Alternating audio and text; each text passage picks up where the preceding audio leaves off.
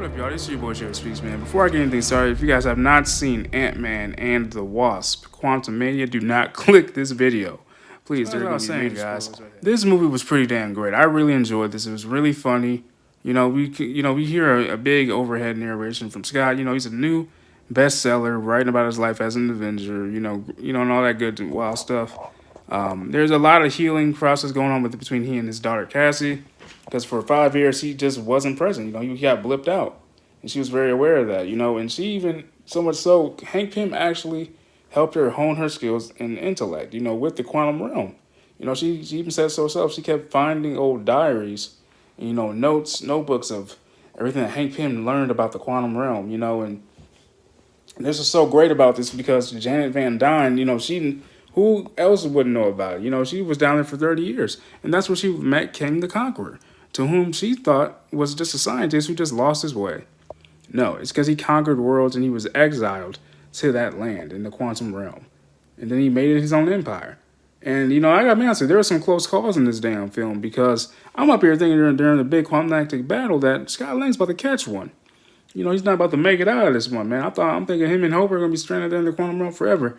Nope, but Janet Van Dyne made sure that wasn't the case.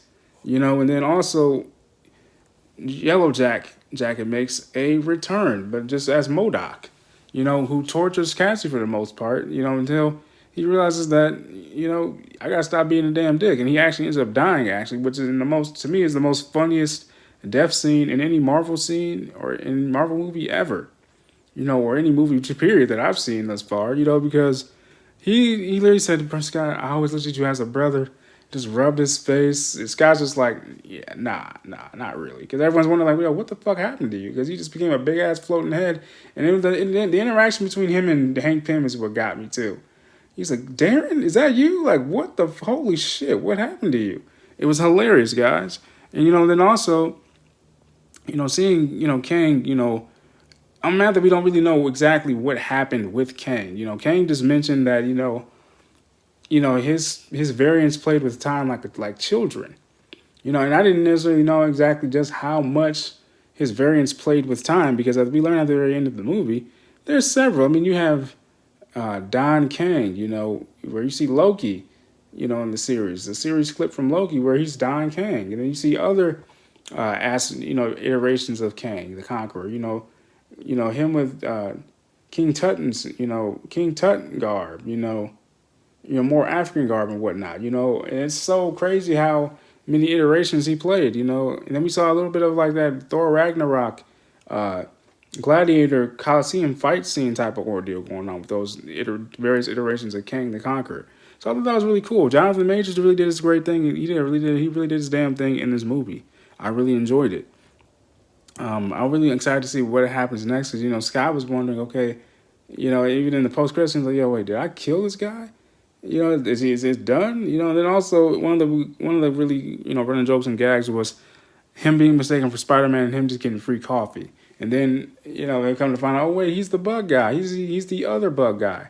$12 for coffee. It's no longer free. You know what I'm saying? And, you see, Scott just make up for Cassie's other birthdays that he missed out on, and then, you really just see, like I said earlier, you see a lot of healing factors between, the mending of the relationship between Cassie and Scott, father and daughter.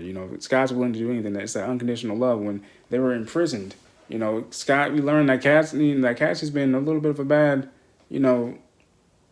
bug, like she's been arrested a few times, peaceful protesting, doing what's right, because she felt like her father, lost the juice. She felt like her father abandoned his cause, which is helping the little guys, So it was really great to see him really still have it in him, and to see his daughter carry on his legacy in that regard.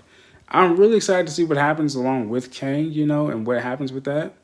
I know there's a lot of more, movies and shows down the pipeline for Marvel, and we'll see what happens, man. I love the cinematic. We learned a lot. We met a few good characters. Bill Murray came in, as a former lover and friend to Janet Van Dyne, but come to find out he was just still Kang's lackey. We learned this guy by the name of, I think his name was Quez. He could read minds. And then we learned Jen Torrey, she's a Freedom File rebel, who's trying to get back her land with her people. Much respect to you, sister. it was a really great movie. I really enjoyed it, man. I hope you guys really enjoyed it too. If I missed anything, let me know what you guys. Let me know what your favorite scene from the movie was, and things like that. What you guys suspect was to happen with Kang moving forward. It's your boy Chase Priest, man. I love y'all. Deuces.